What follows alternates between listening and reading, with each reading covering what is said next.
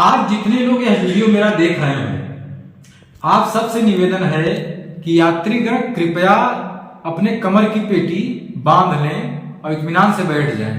अगर इस समय आपके पास समय न हो तो यह वीडियो सेव कर लें या डाउनलोड करके रख दें और इसको बाद में रात में घर पहुंचने पर आराम से इत्मीनान से देखिएगा। और अगर आराम में हो तो 2 मिनट वीडियो देखिएगा, आपकी बुद्धि आज जो है चकरा जाएगी। एक विसंगति मेरे साथ हुई, एक प्रकरण मेरे साथ हुआ, उसी के विषय में आज मैं बताने वाला हूं आपको, और उससे आपका ज्ञान जो है ना वो खुल जाएगा कि समस्या कहां है। आज भारतवर्ष इंग्लैंड से बड़ी अर्थव्यवस्था है, लेकिन यहां के लोग अभी भी दरिद्रता में जी रहे हैं। उसका कारण आज पता चलने वाला है आपको। आपके पास किसी चीज की जो कमी है ना वो पता है क्या है, आज पता चल जाएगा। इसलिए आपसे निवेदन है कि अपने कमर की पेटी बांध लें और जो प्रकरण मैं बताने जा रहा हूं, आज जो प्रकरण आपको मैं बताने जा रहा हूं, इसको बड़े ध्यान से सुने। है बहुत छोटा मामला, लेकिन कितनी बड़ी समस्या की जड़ है यह आज आपको पता चलेगी।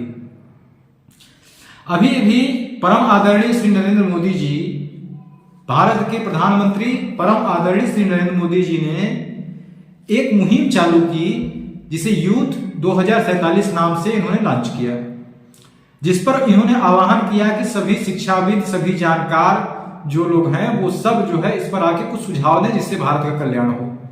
मेरे भी दिमाग में एक सुझाव था यहाँ की शिक्षा के प्रति, मैंने कहा कि मैं भी देता हूं, लेकिन जब मैं देने गया तो मैंने सोचा कि इसको हिंदी में दिया जाए अथवा अंग्रेजी में।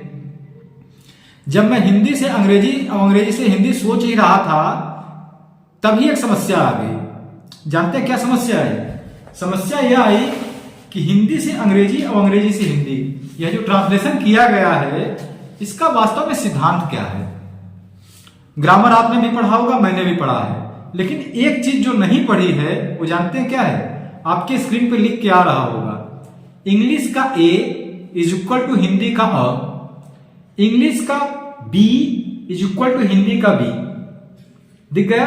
यही मेरा प्रश्न है कि यह किस सिद्धांत द्वारा प्रतिपादित किया गया।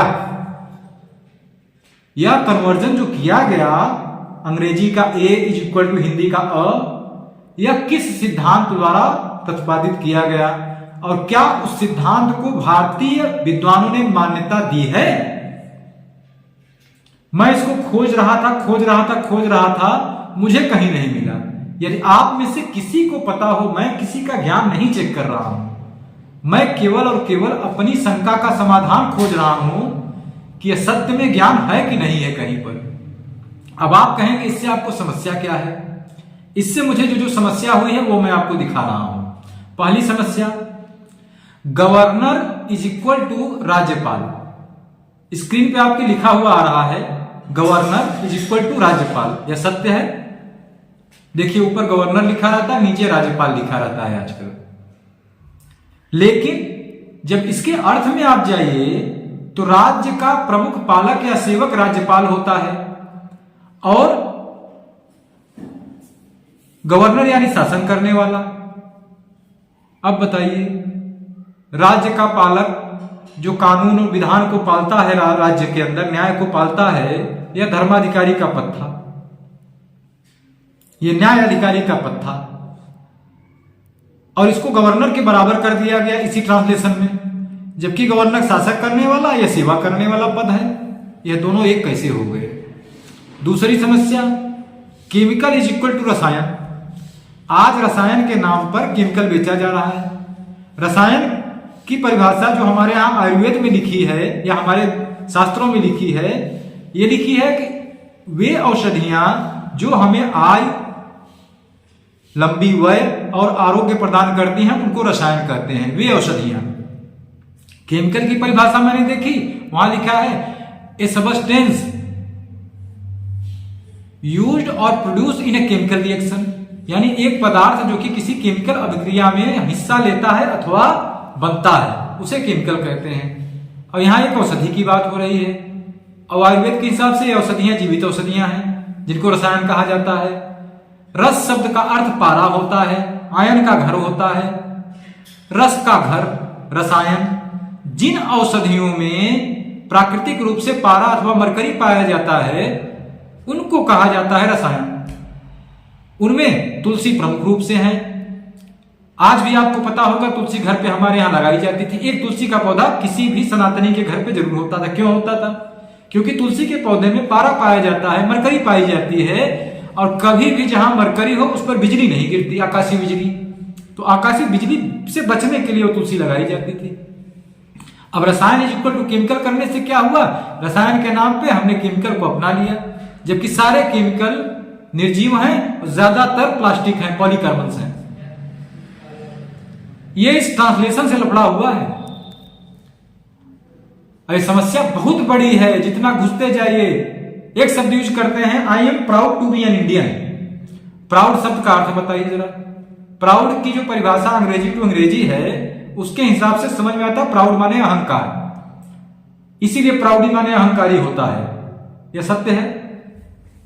और मुझे भारतवासी होने पर गर्व है, न कि अहंकार है, क्योंकि कृष्ण ने कहा है अहंकार मनुष्य का सबसे बड़ा दोष है। और मैं सनातनी होकर कृष्ण की बताई हुई बातों के खिलाफ नहीं जा सकता। मैं गौरवान्वित महसूस कर सकता हूं, अहंकारी होना महसूस नहीं कर सकता। यह दुर्गुण है और अगुण है। यह समस्या है मेरी। मैं पुनः अपने प्रश्न को दोहरा रहा हूं कि ए इज इक्वल टू अ, बी इज इक्वल टू ब। यह किस सिद्धांत द्वारा कन्वर्जन किया गया है वो सिद्धांत बता दें, क्योंकि ये दोनों भाषाएं बहुत दूर दूर की हैं, बिल्कुल महासागरों के आर पार की भाषाएं हैं। या जिस विद्वान ने किया हो उनसे अनुरोध है कि मुझे वो बता दें, केवल बता दें। मैं कोई ज्ञान नहीं चेक कर रहा हूं किसी का, क्योंकि इसको मैं खोज रहा हूं। जितने भी बड़े बड़े कॉन्वेंट स्कूल हैं मैं सब में खोज चुका हूं, किसी में जवाब नहीं मिला। और अंग्रेजी के जो जानकार लोग हों, जो आज अंग्रेजी को बहुत उत्तम समझते हैं, उन सब से मेरा अनुरोध है कि उसको खोजें, खोज के मुझे बताइए।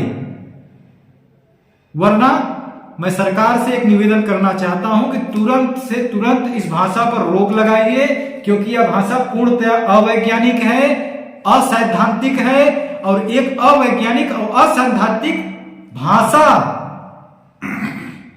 मेरे देश में सर्वाइव कर रही है। और मेरे देश के लोग, संविधान को मैं मानता हूं, हम भारत के लोग, यही संविधान है हमारा। संविधान के हिसाब से भी गलत है, क्योंकि मेरे देश के लोग एक गलत शिक्षा, एक गलत ज्ञान पा रहे हैं, जो कि अवैज्ञानिक और असैद्धांतिक है, और सारा विज्ञान उसी पर चल रहा है। अगर ये सिद्धांत पता चल गया सत्य है अथवा असत्य, पूरे एलोपैथ की, पूरे विज्ञान की, आधुनिक विज्ञान की कमर टूट जाएगी, क्योंकि उनकी भाषा ही गलत है। और यदि मुझे ज्ञान या समाज से नहीं मिला, मैंने इस विषय को प्रधानमंत्री जी को एक चिट्ठी के रूप में लिख दिया है, अभी जवाब मुझे नहीं मिला है इसका। किसी भी भाषाविद, किसी वैज्ञानिक ने यह जवाब मुझे नहीं दिया। और जिन लोगों ने जवाब दिया, उनका जवाब भी एकदम अवैज्ञानिक था। मेरे तर्कों पर वो सिद्ध नहीं हो पाया, बिल्कुल पागलपन था। जितने लोग मिले उतने जवाब हैं। इसका मतलब है कि ये लफड़ा यहीं से शुरू हुआ है। किसी आदमी ने रात को बैठा है और रात में ही जो उसके मन में आया सो लिख दिया, और उसको आज तक स्कूल में पढ़ाया जा रहा है, और उसकी फीस भी हम ही पे कर रहे हैं। यानी अपने बच्चों को मूर्ख बनाने की फीस जो है वो हम अपनी जेब से दे रहे हैं। आप सब लोग इसको खोजें, और कहीं मिल जाए तो मेरी मदद करें। ओम कृष्णाय वासुदेवाय हरे परमात्मने प्रणत क्लेशनाशाय गोविंदाय नमो नमः। हे कृष्ण, ज्ञान दूर करो। प्रणाम।